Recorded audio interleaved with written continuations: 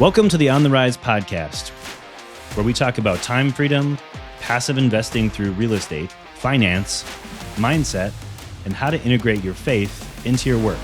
Let's dive in. Quick disclaimer as always, I'm not a CPA, I'm not an attorney or a financial advisor. This is not financial advice. I'm not telling you or anyone else what to do.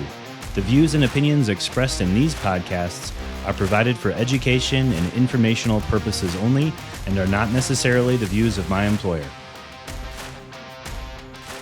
Welcome to the Faith Driven Leader podcast. I'm your host, Nick Stromwall. Got an awesome guest here today, Scott Wilson. Welcome to the podcast.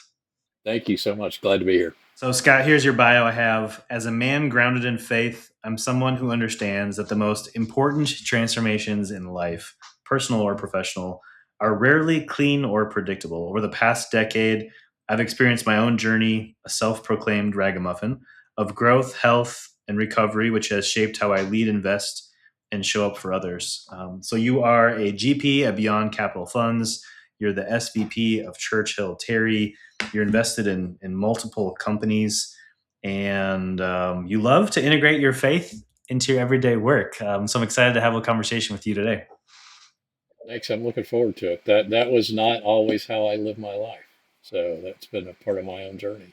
They were two separate things. Yeah, I think for a lot of people, they might not understand the reference to a self-proclaimed ragamuffin. What does that mean? And walk us through that a little bit. Yeah. So I grew up in church. Grew up in First Baptist Houston, and it gave me a great foundation growing up. But in part of that journey, I got to see a gentleman by the name of Rich Mullins perform a couple of times and be in some small groups with him when he would come. And I was in high school, college.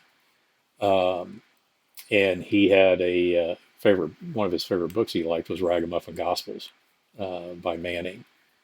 You fast forward decades later, I graduate, go on to my career, focus on that, and I talk about faith was something I did on Sundays occasionally, and then there was my Monday to Saturday life, and over a period of time that looked a lot different, and struggled with alcohol, and ended up that took a hold of my life pretty hard, and had my last drink in 2015. And coming out of that journey, I'm grateful for my parents who prayed for me from the time they knew that they were going to have me every day. And that's really where I learned unconditional love from, was from my parents. But raising a child up in the way he should go, that stuff from my childhood and my youth and college that I'd heard but didn't resonate at the time was still there. And when I got to the point of trying to figure out, how am I going to get sober? For me, I knew that there was a faith component to that, and I was going to have to come to terms with it someday. And I chose to go to a place in Kerrville, Texas, La Hacienda, that is has faith-based component to their 12-step program. And the doctors there are Christians, and spent a lot of time in conversations and listening, just asking God every day to reveal himself to me, and he did.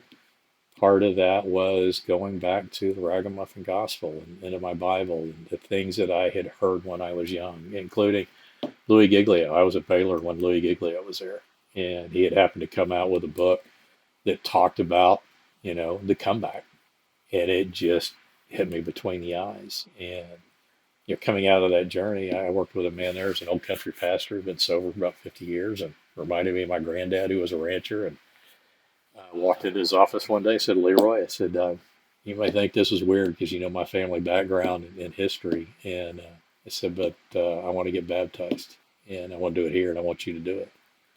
And he looked at me and smiled, and he said, "We wondered when you were going to come ask. We've been praying for you before you got here." And he said, "Meet me down by the river tomorrow." So January 4th of 2016, I was in the North Fork of the Guadalupe River outside of Kerrville, Texas, and it was cold that day. He preached about a 10-minute sermon and baptized me. And I came out of that, but that's where my journey began, of getting back to, how do I integrate this into my life? It's not two separate things. It has to be a holistic thing in life. And, and life's messy. And we all have our thing. We all have our struggles, challenges that we go through and grow from. But that was mine. And coming out of that, had a mentor, a friend of mine from Accenture, Dick Blank, who was the original founder of Beyond Capital Funds, asked me to be a part of it. And that was my first kind of step into, oh, there's this faith-based venture capital thing. What's that? What? And it was just a learning and growing experience. But it was, I look back now, 5 years later from when I got involved with Beyond Capital and, coming up on close, 10 and a half years sober. But I used to think, God, what am I going to do next? What's my purpose? How do I rebuild my life? And I look at what God's done and the pieces He's put together. It's kind of why I say I'm a ragamuffin. One of the best. Um, I think life is much like a stained glass window if we allow it to be, and we can either choose to keep walking on the broken glass, or we can get down and kind of push some of that glass away, where we can get on our knees and look up and ask God for help. And if we let Him, when we look back over time, what we see is a beautiful stained glass window of a life He's put together that's got purpose and beauty, even in the brokenness. Um,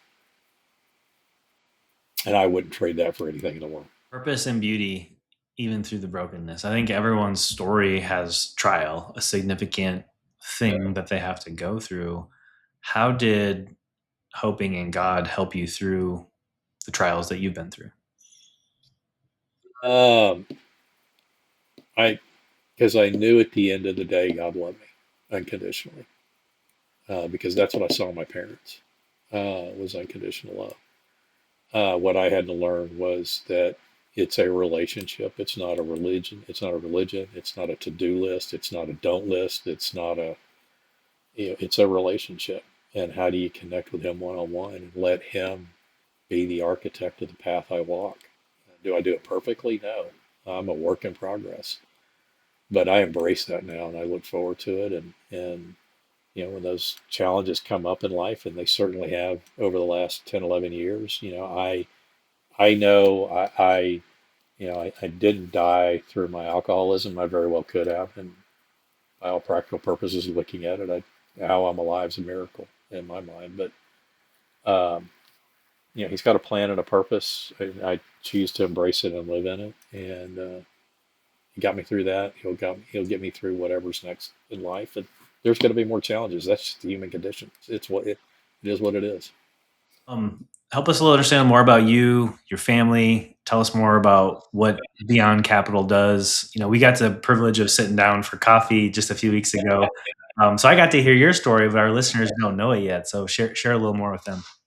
Yeah, I grew up in Texas, went to Baylor University, got out, went to school, and got married young, and got divorced coming out of my alcoholism and the kind of the damage that caused. But through that journey, I ended up meeting an incredible wife, Amy Jo, and God's, she had 3 children from her first marriage. Her husband died unexpectedly, and we kind of sometimes laugh. We're the Brady Bunch, with 6 kids between the two of us. But if you see us, it's really a blessing. The kids get along.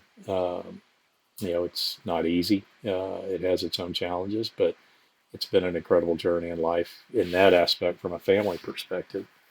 But then on my professional perspective, coming out of when I left Accenture in 2015, and Dick Blank asked me to get involved with Beyond Capital and just kind of getting exposed to this world. It was just there was something there that, how do I what would this look like if it became my life, is my profession going forward, my vocation? How do I take the talents I had and the success I had in my career at Price Waterhouse and Accenture? I helped start as part of a small group that launched the BPO practice at Price Waterhouse. We grew that in the global business unit, got bought by IBM, and then ended up Accenture, and we did well at Accenture. But so I knew I had these talents, and Dick came along and he knew the story, and he's like, "Hey, I think you'd be great at this." And invariably, somebody's going to struggle with what you did, and maybe you can be there to help encourage them and be a resource for them. And so that's how I got involved and began to get exposed. And A little bit before that, I had been involved with the group C12, and I met a gentleman, Chris Kambala, who's the founder and CEO of Azion, and he knew my background, and he was starting an IT company, and he'd grown up in India, and so I was helping him as a friend, and then that business grew to a point that he needed a board of directors, and we helped kind of launch that. Now I'm on his board of directors, and you know, we randomly, I say randomly, we got randomly paired up as prayer partners. I look at it 10 years later. In fact, he just texted me while I was sitting here talking to you. And I'm on his board, and his mission is to grow his business to be able to help fund doing ministry work in India, where he came from, and start churches.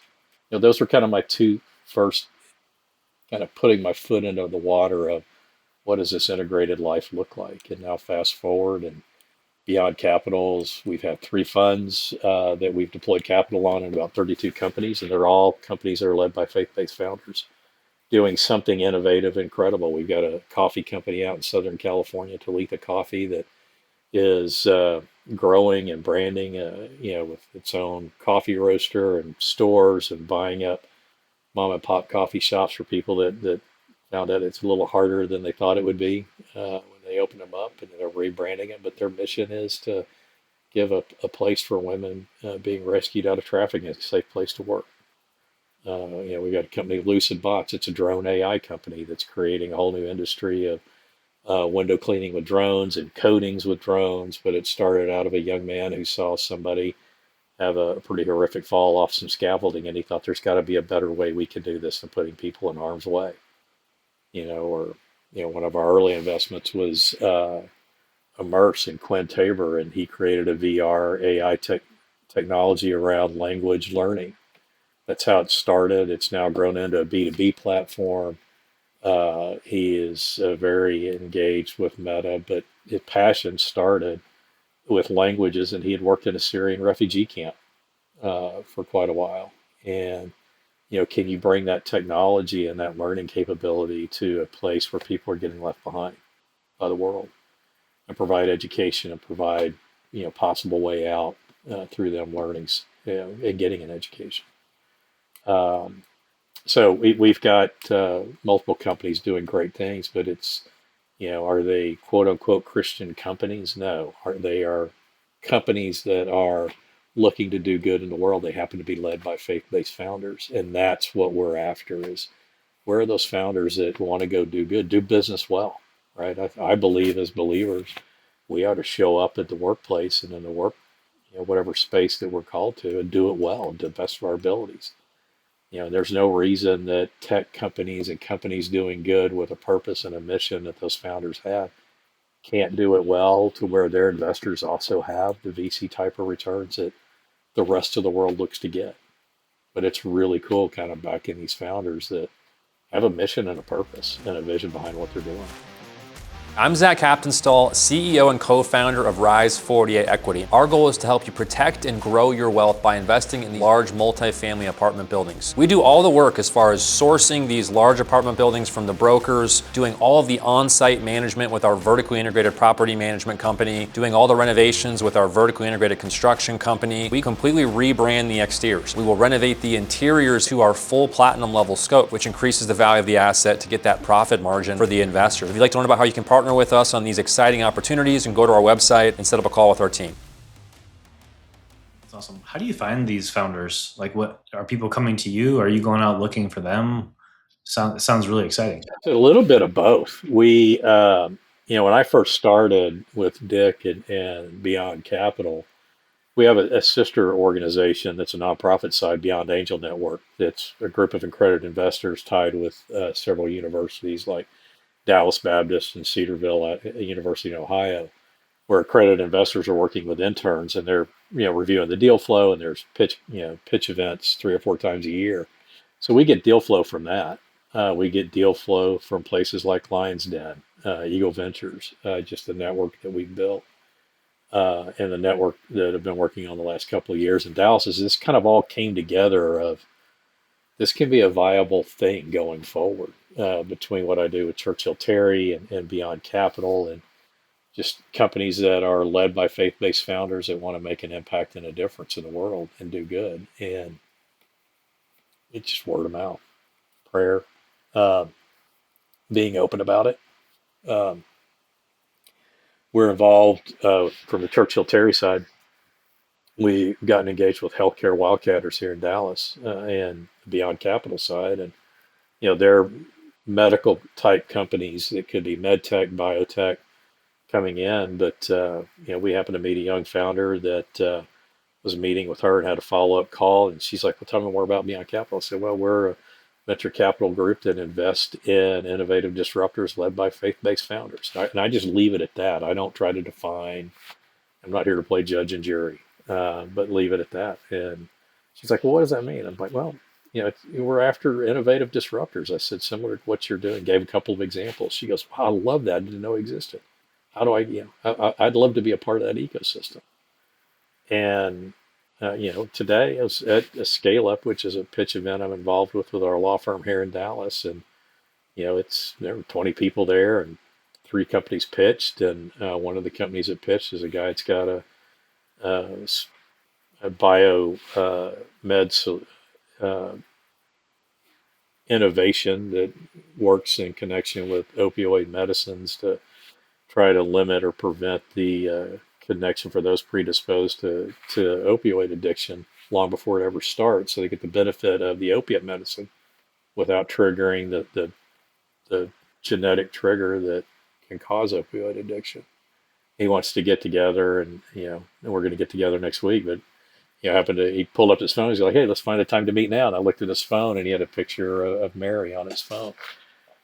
So it's just out there. There was another founder I met at that same pitch up event that's got a endovascular solution, and very strong Catholic believer. And we got to talking, and he's like, "I love Beyond Capital. I'd love for y'all to invest." And and it's led to this friendship of, "Hey, Randy, what can I pray for you about?" And he asked the same thing. And now there's a group of us talking about, maybe we ought to get some of these founders together and just, whether it's once a month or every other week, get together for 30, 45 minutes. And hey, how's it going? How's life going? How's family going? How's business going? What are you struggling with? What do you need prayers for? Yeah, it's big.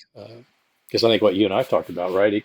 Being in that founder seat can be lonely compared to everybody else. Well, not everybody, but a lot of people in the world and what they do day to day just kind of don't go, "What are you doing? Why are you doing that?" You don't really understand how hard it is. Could you maybe speak a word of encouragement? We get a broad range of people listening to this podcast. Leaders, real estate investors would be the broad categories. I'm sure there's someone here that's maybe had that passion kind of welling up. I was actually sitting with a guy at lunch today. He had a great product idea, and he's just kind of sitting on this idea. Did an MBA kind of final project on this idea. It's a great idea.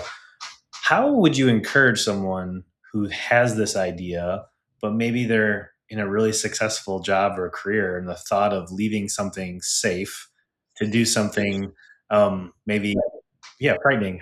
What word of encouragement could you give to someone in that situation?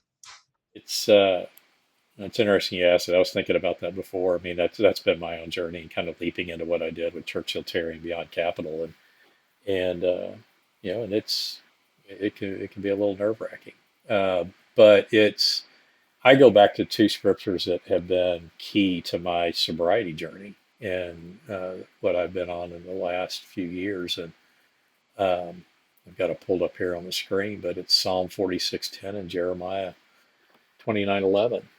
Because those got me through that, and I know that those are 2 key things I can anchor on going forward. So the first Psalms is "Be still and know that I'm God," and I think it's just important to be still, connect with God, and trust that urging that He's putting inside you. I've had it for a long time, and I couldn't figure it out, and finally just said, "Okay, God, if this can be, I'll let you put the pieces in place." And they just kind of fell into place. I could say randomly all I want. The reality is, it was just kind of divine intervention and introductions at the right time with the right people, and being attuned to, "Okay, God, I'm still listening. Okay, you're opening a door." And I think it's that way with founders. If you have an idea, the other, Jeremiah 29:11 is a scripture I always anchor on for that and for my family and for our future, which is, "For I know the plans I have for you, declares the Lord. Plans for welfare, not for evil, to give you a future and a hope." None of that says it's going to be easy, but I've got a plan and I'm going to be there. And I've seen that in my own life, that he has been there through every up and down. In fact, Mason Milken, the founder of Deuce Mason, and I were talking about this at the end of the scale up pitch today, um, about this whole concept. That this too shall pass. If things are great and going good, this too shall pass. If things are going bad and it's challenging, well, this too shall pass. That's just life. But can you build on a foundation that helps you weather those moving sands that move in and out of life? And and to me, that's what Jeremiah 29:11 is about. Like, I can trust that God's got a plan. I know He did for me, and I'm still here. And when I began to trust and go, okay, I don't see how it's going to work. I don't know how all these pieces are going to come together, but God, I trust you will, and you'll open those doors. Then that does, and that happens. And I tell you, I mean, the relationships and the connections I've found, I think, are just incredible. Just like you and I connecting, the next thing you know, we're having coffee at Summer Moon in Dallas, and here we sit today, and that's not random. Yeah, someone who's a fund manager stewarding capital, um, how do you feel like someone who's walked your road, a decade of journey, growth, health, recovery, how do you invest differently than the man you were before those experiences? I think the man I was before the experiences, I wouldn't have thought twice about purpose, or why somebody's starting something. It would have been more about what's in the return and what's in it for me. Yeah. And I just don't approach things that way anymore. I hear a great founder and a great story that's got a great solution or innovation, whatever that may be, and it's okay. How can we help? And if it benefits me, great. If it benefits our investors, great. But at the end of the day, how can I help that founder? And if I lead with that, the rest will take care of itself. And we certainly look at investments and the integrity of the individual. What's the purpose? Is it a solid business plan? Is it a good business plan? Is it an innovative disruptor? You still have to use sound judgment. Uh, that God gave us a brain for a reason to use it, and so we do use it. Uh, but it's okay. We think we got a good founder. Now, how do we help them? And that was part of Dick, when the beyond part of Beyond Angels and Beyond Capital formed, was we don't want to just write silent checks, but what can we do to help?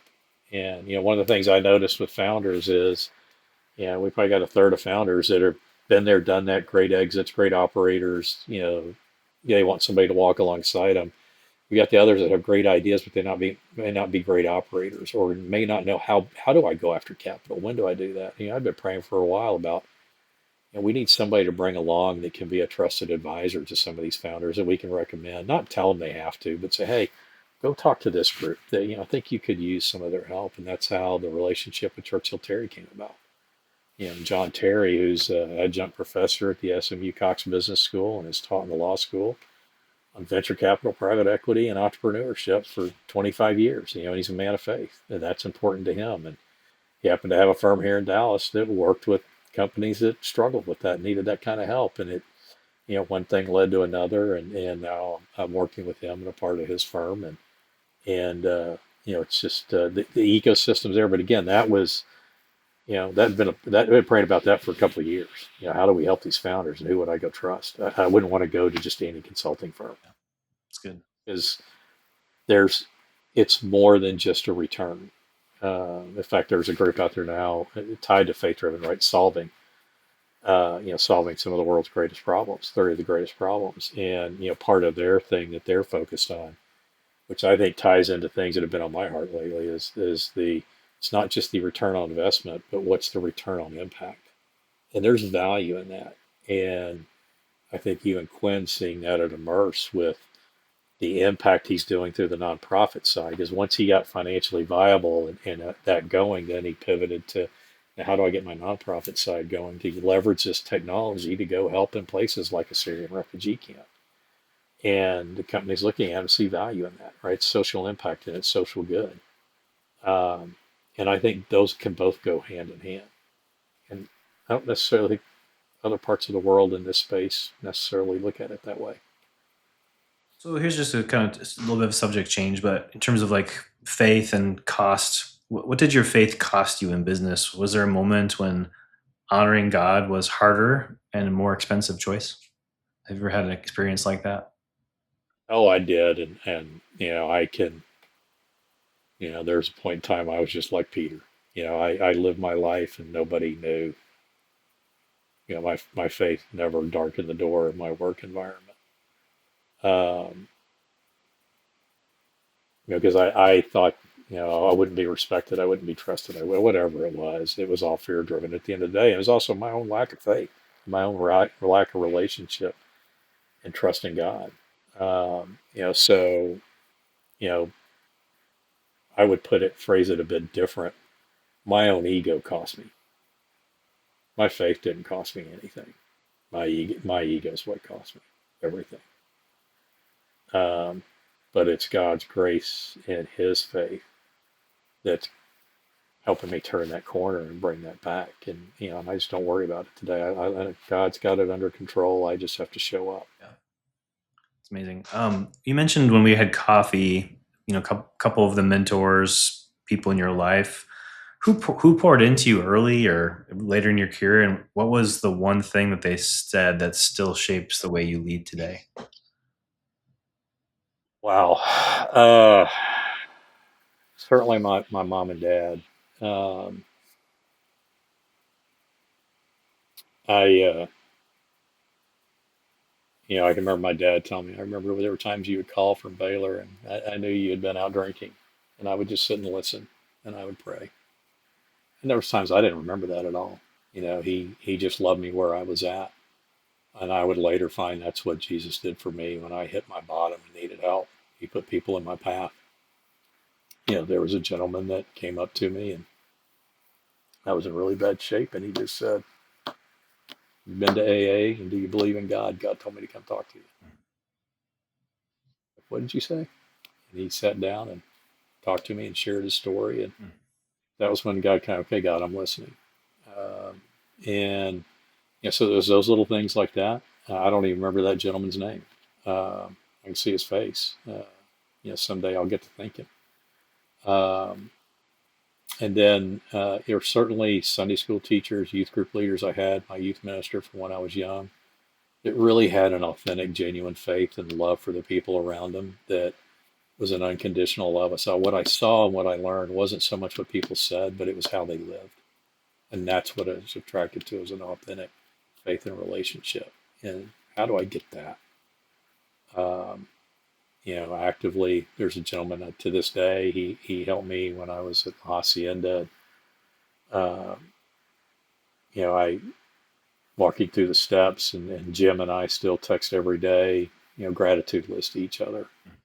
When I'm at a hard spot, I can reach out to him and text, call, and he helps kind of clean me up and go, you know the answer, Scott. And it's usually my own fears and my own ego that are in the way.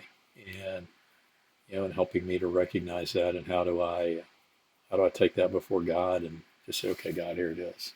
Help. What's my next level of growth? It's a continued work in progress. Jim would always say it's like peeling the layers of an onion to get to the sweet spot of the onion that tastes really good. I got to take all that bitter outside layers off, and that's a lifelong journey. I think for all of us, we never arrive. Uh, we just get better. We can end here, Scott. One of the things you want to talk about was just what it looks like to integrate your faith into your work. I think that's a broad topic that a lot of our listeners are eager to learn. Like, what does that look like for Scott on a daily level? You shared a couple examples with me before we hit record. So I'd love for you just to kind of like walk through what that looks like, a day in the life of Scott. What does it look like to integrate your faith into your work? I think a couple of things. I think it is learning to live that out in a way that it is something that people are attracted to. It's not something you promote. I certainly don't go around beating anybody over the head with the Bible, but it's just you just show up, be kind, do the right thing, and people go, "There's something different about that." The other, just that simple part of it, and acting it out, living it out. And I think the other, the second I would say, and it gets back to that fear thing, is don't be afraid to be a person of faith in the workplace. It doesn't mean you got to go scream it from the mountaintop, but it's how do you live, and then talking about it when it's appropriate and letting God lead you to when you kind of sense, hey, are you okay? Is there something you need to talk about? Something I be praying about for you? You never know what just that simple comment, what door that will open. And then the other, just in the leadership roles that I'm in between Beyond Capital and Churchill Terry, and then I'm on the board of North Texas Angel Network. But when I talk about Beyond Capital and Beyond Angels, my old life, I'm gonna say, oh yeah, I work with a venture capital group, and kind of left it at that. I'm like, no, I work with a venture capital group, and we invest in innovative disruptors led by faith-based founders. And every time when I've done that in a group of investors, you'll see people go. There's always one that comes over and goes, tell me more about what you're doing. That's interesting. You spark some curiosity with that one-liner if you're talking about an elevator pitch. That's good. I like that. Well, and knowing when you can pull other people who are on that journey with you into that conversation. We had a pitch event at DBU, Dallas Baptist, several weeks ago, and there was a young man there, a founder of a company called Chill Shark, Keegan, and he's got a great story. And there's a faith component to that, and his own PTSD journey, and part of why he started Chill Shark. But he happened to hear Quinn before, and I didn't know this. He hadn't pitched yet. And Quinn opened up the event, and he's talking about the story and where he's going next, and opened it up for questions. And I knew Quinn well enough, and I said, Quinn, I would be remiss if I didn't ask this question. A lot of people have asked about where you're going, what exit looks like, what the next 12 months look like. And I said, but we are a faith-based venture capital group and Angel Network. I said, what can we be praying for you? And he sat back, he goes, wow, it's a profound question. He said, I'm really glad you asked that. He said, give me a minute to think about that, to give it a thought out answer. And he did, and he gave an answer. Later, I'm talking to Quinn, and I didn't plan this by any stretch. I hear Quinn's story, and Keegan comes over and goes, I didn't really know this faith-based network thing existed. And what he's doing with the nonprofit, I've been thinking about that with what I'm doing, and I want to get connected to this, right? And it just living it out, and people go, oh, I'm not alone in that thinking. Yeah, it's really good. It's okay. Maybe this last question here for you. If you could build one thing, and maybe this is something you're already doing, that had nothing to do with revenue, a kingdom initiative, a movement, a ministry, what would it be?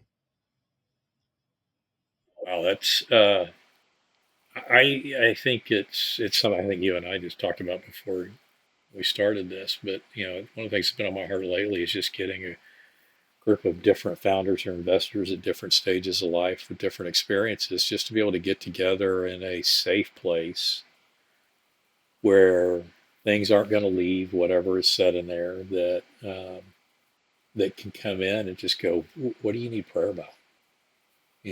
How's family? How's work? What are your challenges?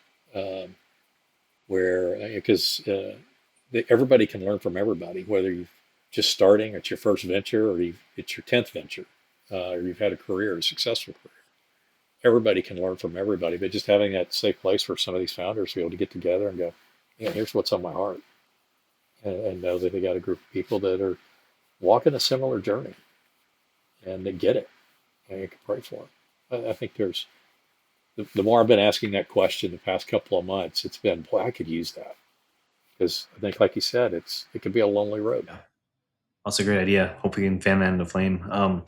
Thanks for spending some time on the podcast chatting. If people want to get connected to you, where's the one place they should go? You can go to wscottwilson.com or shoot me an email at scott@beyondcapitalfunds.com. Wonderful. Well, thank you for your time. Thank you. Part one, and maybe we can have a part two down the road. I'd love to anytime. And I appreciate you doing this and what you're doing, and for reaching out. And I'm grateful for the cup of coffee we had, and hopefully we can do it again soon. Sounds great. Thank you for hanging out with us today and for listening to the On the Rise podcast. This show is for entertainment purposes only. Nothing said on this show should be considered financial advice. Before making any financial decisions, please consult with a professional. This show is copyrighted by the On the Rise podcast. Written permissions must be granted before syndication or rebroadcasting.